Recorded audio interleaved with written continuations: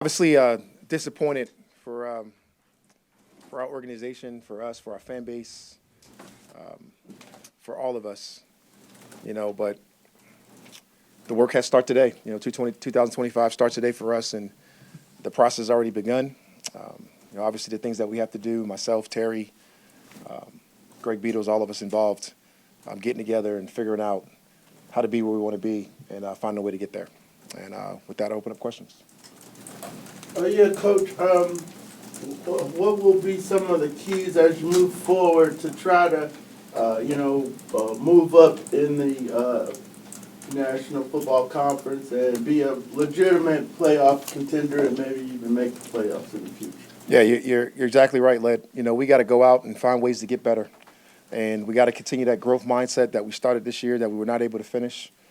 We came up short, and it's disappointing for all of us. How it happened. And we got to find ways to mitigate that load that we had in the middle of the season so we don't have that, so we can continue to get better throughout the season. We can maintain excellent play across the board for all our guys in order for us to go out there and finish and find ways to get into this tournament. There's nothing anybody else wants to do but do that, so let's go find a way to do that. What went wrong? I know it's early. Y'all haven't had time to do the extensive film review, but what were some of the things that went wrong? You were at the top and ended, a little bit below that. We didn't do a good enough job. It starts with me. We got to find ways to win games. We got to find ways to be more consistent. We got to find ways to win those very winnable games that we had on our schedule, that we had a chance to win. We got to find ways to get better on all sides of the ball. We got to find ways to get better across the board. We got to find ways to get better with us, and that's what we'll do. And we'll have a dedicated staff. We'll have a dedicated people that's going to do that for us, and it starts with me, and we'll go out there and do those things. When you look back at yesterday's game, were you able to pinpoint why the defense performed the way it did? We had an awful game. We gave us some explosive. We had a game like that just recently in Minnesota where there was some confusion calls in the back end and allowed wide open players, and we can't do that. And those are things that can't happen, and it doesn't matter who goes out there. It doesn't matter what happens. The understanding has to remain the same.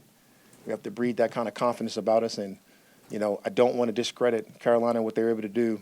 Bryce made some plays, made some people miss, bought some extra time, made plays down the field, but we are definitely better and more capable of playing at a higher level than we did yesterday. Raheem, on Lake, are you expecting him returning, and how do you just kind of evaluate his overall year? We got to evaluate all of our coaches. We got to evaluate all of our players. We got to evaluate everything that we do from a whole program standpoint, and we will do those things. That's what starts today, Daniel. That's when we'll get out there and get those things going. We'll have a couple of days, couple of weeks, couple of everything to evaluate everything. We'll have a chance to get back together and really talk about these things, and that's the process that happens now. There'll never be anything that's the same in the National Football League, whether it's players, whether it's coaches, whatever the case may be, since I've been here. So since I've been lucky enough to be in the league, that's just how it is. We'll do those things now. Coach, obviously this isn't the way that you envisioned it ending for the season, but what are some of the pros? What are some of the positives that you take out of this season that you start building on from the ground up going into next year?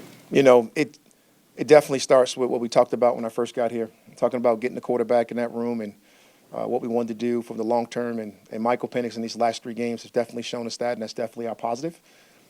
Pairing him up with Drake London, pairing him up with Bijan Robinson, and watching that combo get a chance to start fresh and do some things will really be positive. Getting Mooney back are some of the things that's going to be positive. Obviously, watching those guys go and grow is some things that you want to really, really lean on. Watching a young guy like A.J. Terrell get a contract this year and really assert himself into a leadership spot. Jesse Bates having the ability to play at a very high level. And guys like that and be able to do things like that is something that really fires you up. There are guys all around that you got great character in, like a Grady and some of those guys that we got people that can do those things. And, now we got to go out there and do it, right? You got to start the thing over, and you got to build up those positives, and you got to find ways to get better so you can compete in the things that we want to compete in and be able to do those things at a high level. Do you envision changes? From bird's eye view, I know it's early, but do you envision things kind of changing?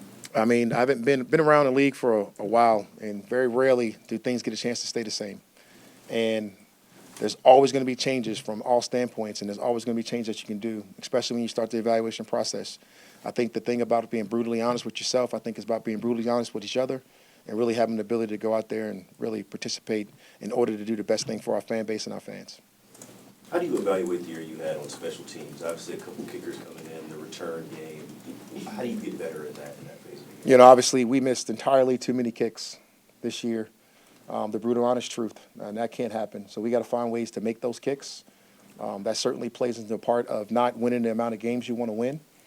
We got to find ways to create that competition across the board for all of us. We got to get Koo healthy, get him back. We got to do some of the things there. Obviously, we're going to go into where we got to go to see who our returner is, to be able to see if we can activate some of those things more. But from an overall standpoint of us playing special teams, we made a lot of plays. We did. We scored touchdowns on special teams. We blocked kicks. We've done a lot of really good things. But moving forward, we want to find ways to get better. And it starts right now with a negative on how we can get better to make sure we can ensure that we have the ability to make the kicks when we need them. You mentioned change. How do you balance patience with saying, hey, this is a new unit, new coaches and all that, versus wanting to make changes and wanting to see the success rate? That is always the part you got to deal with, right? That's always the part you got to digest. That's always the part you got to go. That's why you don't want to make the emotional decisions after a game, whether it's yesterday, after the game right away. Want to be able to sit down, cooler, calmer head, obviously, than I was yesterday. Able to sit down, be able to look at those things over the next couple of days and the course of the next week or whatever the case may be, and then make those decisions. Where do you proceed with Kirk? You've obviously been firm in your commitment to Michael. You know, obviously, sorry, did I cut you off? No. Obviously, when you're talking about Kurt, you know, we just talking about where we ended it last, and he did exactly what he told me he would do. He would be the best backward quarterback in the National Football League, and that's where he's at. So, obviously, those things will come up in these same discussions. Those things will all mask themselves. You know, Kurt left today, gave me a hug, and said he'll talk to me soon, and we'll make some of those decisions, obviously, with him, obviously because of his contract status and all the things that he's talking about, right? So, like, you just never know, and I think that's the part of the process that we'll go through right now with him. I'm sure y'all have contingency plans about that contract and about Kirk, but how much does it kind of look, when you're looking at the plans that you want to do and the steps that you want to take forward, how much does that decision on what is happening with Kirk dictate what you do moving forward in this offseason? All things you really just focus on with Terry. You know, that's like the Terry neighborhood. We'll get together and kind of have those discussions. We'll be able to put those things in alignment, how we got to have it. It's the cost of doing business, how you go about your process, and, you know, all the things that I'll definitely have high discussions with Terry about. When you look at offensively and what this team was able to do, not just yesterday, but the last 3 weeks, and you talk about Michael being the light at the end of the tunnel, does that almost shift priority this offseason to firming up the defensive side of the ball? You could say that, Tori, but, you know, realistically, like, it's whatever you think you need to do to win. You know, it's like that's always going to take precedence. And when we get a chance to do all the evaluations and get a chance to look at our team, and you get a chance to look at it on paper, and you get a chance to watch those guys go out there and participate in the off seasons and do some of those things, that will always be a real focus on what you need to do in order to win football games. You're obviously disappointed right now, but looking at yesterday and the offense, career highs, you know, for Deshaun and Drake and obviously, you know, Penix. Going into next year with this offense and, you know, with Zach Robinson, is there a little bit of excitement, you know, and how do you feel like Zach Robinson did in his first year as a play caller? You're spot on, Mark. Like this is 100% an awful day. Hate it, right? And it's disappointing. And the results and what we got and for our fans and for us is disappointing, you know. But when you look at those guys on the offensive side of the ball, it does create a certain urgency and a certain excitement for you personally. And this is a disappointing day because you want those guys to be able to showcase that at a high level. And we'll get there, you know, and it's our job to get there, and we have to get there. But it's certainly a disappointing day when you know you don't get a chance to do that. How much did those 3 starts for Michael, how much will that help propel him into the offseason and growth? Because now, you know, he didn't sit on the bench all year. He's going to go into next year with 3 under his belt. How much do you think that will help him moving forward? I think anytime you get a chance to play at a high level like he was able to do in the last 3 weeks, and, you know, that Washington playoff-like environment, yesterday playoff-like environment, and having the ability to go to make some of the plays that he made and some of those clutch, you know, fourth quarter, down by 7, leading us to a drive to go up there and tie it or try to take a lead, whatever the case may be, starting off a game, going through the whole process, taking a game plan, going out and practice and executing, making some of the throws that he was able to make yesterday. All of those things will propel him into 2025, which starts today for us. But that's certainly a part of the stuff that's going to help him get better. He had just got going, He was starting to get confidence. He was playing with a lot of confidence. He got a chance to go out there and actually be able to do some of the work that he's been talking about in practice from behind with the clipboard. He got a chance to go out there for the last 3 weeks and execute some things, and we're very pleased on what he was able to do. Would have loved to be able to get him a couple wins in there. To follow up on that, when you are kind of planning for what this offseason could look like with Mike, and he goes into this offseason knowing he's the guy, what goals do you have in mind for him? I know last night you talked about layering throws and wanting to see him improve in that, but if you could kind of give a snapshot of what your goals for Mike in the offseason are, what would they be? Growth mindset, time on task with his guys, and making sure he has the ability to go out there and find ways to make himself better every single day while he's getting better with his guys and having the ability to forge his identity and what we're going to look like on offense and how we're going to move forward. This young man is in a growing state, and he loves it. He loves football. He's as poised as it gets. He's fired up as it gets. He sees the game well, and he gives us all a little bit of excitement when you get a chance to coach him. You were brought here, obviously, the leadership of the franchise thought this was a playoff team, and you were hired with that expectation. As you look at the job that you did, are there already things that you know that you want to do better, have to do better as you go into this offseason? Yeah, you certainly always got to self-evaluate and what you want to do better and how you want to do those things better. And you certainly want to be able to do things better for yourself. You want to be doing things better for your organization, for everybody. So this disappointment comes not just blaming and pushing on anybody else. You somewhat internalize it all and put it on yourself, and then be able to breed it out across the organization so we can go out and make those things better. So you definitely got to always self-evaluate yourself as well, and that's a part of our evaluation as well. I mean, do you already know, having been through a season, like, I need to do this better, or we need this for person on staff, or whatever else it might be? You already know some things, and you already talk about things with yourself, but there's always things that you can do to get better even further, right? You don't assume. You go out there and you go through the process, and you take your time, go through your process, and you go about it and do what you need to do. How much did the few starts that Mike got and just everything he was able to handle throughout the season reaffirm all of the beliefs that you had in him when you drafted him? That's a tough one, because, when you went out there and you evaluate him and you fell in love with the young man, and the reason you did draft him was because of what we got when we brought him in. And it was a poised young man that can learn, that can throw, that was really dialed and locked in. And then you got a chance to go watch him actually do it. For you guys, it was the first time you guys saw it, but we had kind of been seeing it, behind the scenes, so to speak. For it to come out, I think is pretty good. For him, it definitely affirmed some of the things for our fan base. It definitely affirmed some of the things for the people in this room. But for the coaching staff and a lot of people that was in the building, we saw a lot of promise in a young man from just practice. You mentioned fan base. What would your message be to them after this year? We got to find ways to encourage these guys to get them right. And the only way you do that is to go out and do it. And we got to, and not much different than what Matt Ryan talked to us about. You got to go prove it. And really it's about us just going to do it, not really talking about it. Given what you've said about Mike and how we've seen him perform these last 3 weeks, and considering the team was basically one game short of the playoffs, is there any regret of not putting him in there sooner? It's never like a regret thing. You got to make the decisions. You got to do them when you think they're the right way. And when the decision was made is when I felt like the team played really well outside of our quarterback position, and that's when I made the change. And when you make that change, it's hard to say you regret it because you had a lot of confidence in the guy that was out there before, and we just were able to get it done, unable to get it done. And you got to make those decisions, and we're put in this vision to make decisions. I'm in the decision-making process, and I made a decision when I did, gave us the best chance I thought to win. And so that was the decision at the time. So it's hard to say regret, but the kid's in a good spot. Rod, do you watch the games this weekend? Do you want your players to watch the games this weekend? What do you want to do there? Definitely do. I actually driving home last night from the game is exactly what you tell them.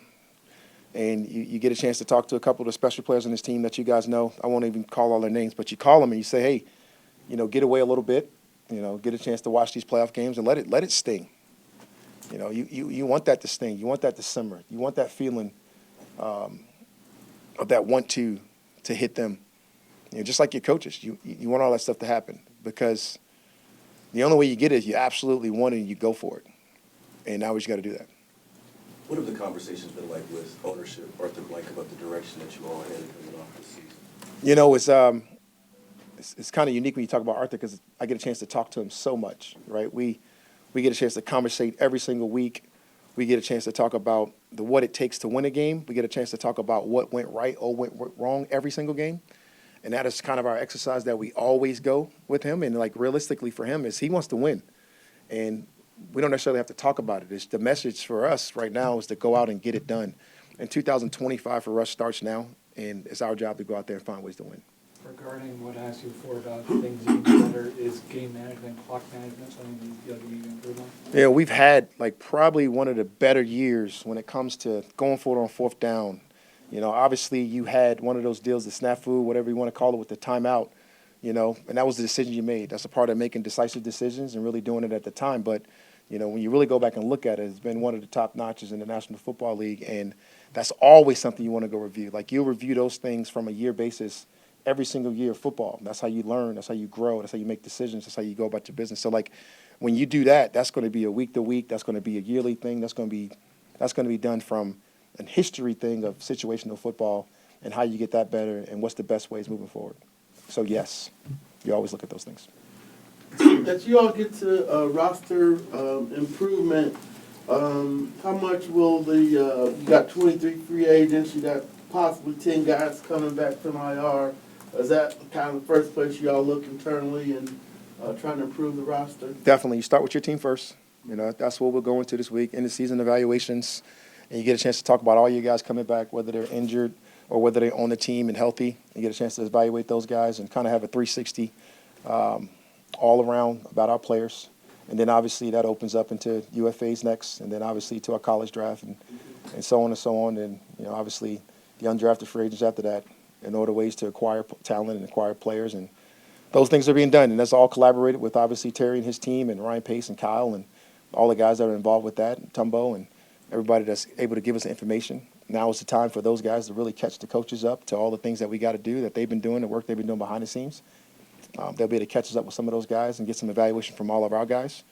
And then we'll get a chance to collaborate sometimes at different moments of the segments of the year based on the calendar, when we can have a chance to get together and really talk about those guys and harness the information to find out what culture fits and what is a Falcon and how they can be involved and put into our situation. And those are all the things that's going to happen over the next couple of months. And it started, like I said, it started today. And when you look at the fact that last year you got here late January, full coaching staff in probably mid-February, and you have to kind of expedite that process of marrying philosophies with you and Terry and y'all's staff. How does the role of the coaching staff change now that you do have that time from January to February to be actively involved in the direction of roster building? I think it's nothing better than getting to know your general manager, their team, as well as we were able to do last year. Being able to sit in those rooms and have those conversations and be able to talk about the likes, the what's we're looking for, all the things that we go through has been awesome. And now this year we'll get more time to do that. We'll get more time to do that with his staff. We'll get more time to do that with Terry. We'll get more time to do that with our coaching staff, our leadership crew. This is the time where you build. This is the time when you get together. This is the time where you identify things and be able to help us go out there and be the best version of ourselves. So, like, this time is very important for us. Coach, to follow up on that, that gives you, a year ago at this time, you were just getting here, how you've been with the guys, you know the roster. Does that give you a little better communication with Terry, having known the roster better? Yeah, I mean, and obviously, this year was a big-time learning curve for Terry and I. And I thought it couldn't have went better with the communication, with the clarity, with his ability to communicate to me, his tireless work ethics to bring people in, his staff, all the guys, working out people, the amount of people we played on the roster this year. We talked about very early being a 69-man roster, whatever the case may be, and we talked about playing people on the practice squad, and you've seen guys get flexed and moved up and moved down and all kinds of stuff throughout the course of the year to try to win games. But, like, it only gets better moving forward with Terry Fontenot and those guys and Cal Smith and what they were able to do because of the tireless effort that they put into it. Ryan Pace, I can name all those guys. They just done such a great job of communicating with the coaching staff, our building, our players. It's all one, and it's coming together just like you want it to. I know you weren't here at this exact moment like last year, so you can't really compare it exactly, but what's your perspective on the progress you guys made as a franchise? It's a reality check for all of us, right? Let's not kid ourselves. We're one we're one more game removed. Like let's just call it what it is, you know. So like, you know, I'm not going to sit here and give you this furry, fluffy tale how much better it is. Like, look, man, we got to go win football games, and that's our job, and that's what we want to go do. So like for us, we want to go. Coach, again, you know, focusing on the things that you take into next season, the positives and what you have to build on. You got some good players here, and as you just mentioned, you got some really special players here. One in particular, Penix mentioned that he told Bijan how insane he was and how difficult it is sometimes for him to carry out his play fakes as opposed to wanting to peek to see what he does. What's your, you've been in the league for a while, you've seen a lot of players. What's your assessment of, you know, Bijan, and were you expecting him to be what he turned out to be when you took over this team? Bijan is special. Probably not the greatest day to talk about how special, but like I told you guys numerous amounts of time, I mean, the human, the football player, the character,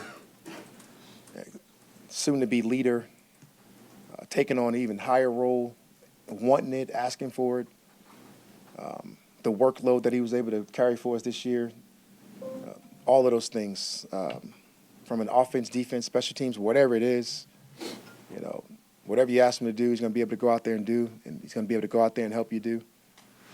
He's a special human. And for me to say that I expected that, I don't know. Like he's as special as he get. You know from your involvement with this organization how long there's been discussions about improving the pass rush. Would you have expected the late season surge in sacks to have a bigger impact on the overall defensive production? And was there enough improvement shown that doesn't have to be an all-season priority any longer? You never say it's not going to be an off-season priority. You know, like just for the philosophy of the organization, it starts up front. So, I mean, you could be number one in sacks or last. That's still going to be a priority, right? If you can get after the quarterback, you can play really good defense, and that's always going to be a priority for us. And how we go about acquiring that thing and how we want to do it is always going to be something that we're going to sit down and always explore and be able to talk about and find ways to be creative to do those things. But, you know, the better you can make those moments, the better you can make those things, the better you can be. The way you're talking about Terry makes me assume this, but you know what they say about assuming. Do you know for certain that Terry will be going with the team going forward? I would like to hope so, you know, and like, you know, for me and Terry, like, this thing's just getting started. And like, I love working with them. I love being with them. And, you know, obviously I don't do contracts, you know, but like, Terry and I have a great working relationship in what we're doing. We're moving forward together right now in this process. We'll be together in this process. We'll be together over the next couple of weeks talking to our players, really setting expectations for where we want to be and some of those different things as we get a chance to connect with our whole team. You know, everything that we're going to do, we're going to do together, and we'll be right next to each other. You mentioned the learning curve between you two. Where did that manifest, in your opinion? Was it communication? Was it on the field? Started really early. You know, started really early through the process, even when I was still out in L.A. And we were able to communicate every single day on Zoom. Started there. It was able to get back when we got to here, when I was living back there in those dorms. And he basically would stay here with me, and we would be able to watch tape together and go over different things. And it just kept going and growing throughout the season as we were able to communicate and talk about the dialogue of our players. We were able to talk about what it takes to win each game and how we wanted to present those things, and how much support that he has been able to show me throughout the course of the year. And now I just can't wait for next season to show it. You were here year one of Quinn when I want to say you guys started 5-0 and ended 8-8, right? It's not eye to eye, but this kind of feels a little similar to that. Do you feel like you guys have what you need to make that year one, year two league? Again, Daniel, you got to go prove it. And don't matter what I think right now. You know, when the season starts next year, I got to make sure we're ready to go prove it. Remember what happened that offseason that kind of allowed that lead? I could tell you what happened. You know, I moved the offense. We went out and got Mohamed Sanu in free agency. We went and got Alex Mack in free agency, play center for us. Matt Ryan was back. We added Taylor Gabriel at receiver. We were able to go out there. Our two young dynamic backs played really well. We were opportunistic on defense, getting the ball back. We had a pretty good year. We've talked a lot about the offense's potential moving forward, but where do you see the defense? There are more players whose future in Atlanta is questionable as opposed to the offense. I think it kind of starts with the core guys, you know, and we talk about the core guys, talking about A.J. Terrell, and the year he had this year was outstanding, and he played really well. You're talking about Jesse Bates. We're talking about the things that he's done and been able to do since he's been here as a Falcon, and really the same character traits that you talk about when you talk about our guys and what they do and how they do it. The development and the growth of Caden Ellis over the course of this year, in the last couple of years, and who he's become and all the things that he affect, whether it's pass rush or run fits and everything on our defense. And then really that youth group that's got to come be a part of that fold when you're talking about some of the guys we're getting back, the Trices, you know, Rook in his second year, Dorless and some of those things and pieces like that's going to come together on that side of the ball. And then obviously you always got your free agents and people like that you got to go out there and look at and see what's going to happen. But you know, obviously that part of it all starts right now. You know, obviously offense had a really good day yesterday. It's easy to talk about the big three from yesterday. And then Mooney obviously didn't play with the shoulder, but you always got to think about that. 2 receivers, almost 1,000 yards, 2 backs, one with 15, one with almost 7. Best years from Ray McLeod and things of that nature. But you got a lot of similar traits over in the defense, and they showed it in small segments and windows. We just got to make it more consistent throughout the stretch. Why was there that confusion in the back end that you referenced yesterday? You know, you got to play visual defense at times in zone, and when those things happen and your vision is off, you can mess those things up. When you get thrown out, when you're not the starter, some of those things can happen in that things, but those are all things that you got to clean up. Those are all things you got to have better. Every single week, something you got to work on. Raheem, most games are tight in this league, but you guys played in 12 one-score games. Yes. You were 6-6 in 12 one-score games. I'm assuming it's part of the evaluation process, but do you break those games down and look at maybe why one didn't go one way and one went the other? 100%. You know, it always goes back in those tight games, in those moments, right? What do those winning moments come up, and what are they going to be? A lot of times they end up being situational things. You know, I can think about the winning moments that went our way, and I can also think about the ones that didn't. And those are the big-time moments, right? You know, the Tampa game, the slider with a timeout, kicking a field goal for a walk-off. You know, in the New Orleans game, into the Philly game, driving down there for a 2-minute score, getting it done. The situational drives. And then you can think about the ones that didn't go your way, the last 2 weeks, so to speak. So it's just like those are the moments you got to go look at. You got to go find those winning moments. You got to bring those out more and more. Can you talk specifically about the confidence with 8 seconds left at the end of the first half to give Penix one more shot instead of kicking the field goal there to get the touchdown? That's where he's different. You know, like the trust that this staff has in this young player to be able to execute some of those things is probably a little higher just because of who the guy is. The poise, his attention to detail, to be able to explain it to him very calmly from the headsets, from the field, to watch him know that he's got to get this ball up and down in 5 seconds so he can kick this field goal if he doesn't get the completion. And for him to have the 2 shots to Drake at the end of the half was situational ball at its finest.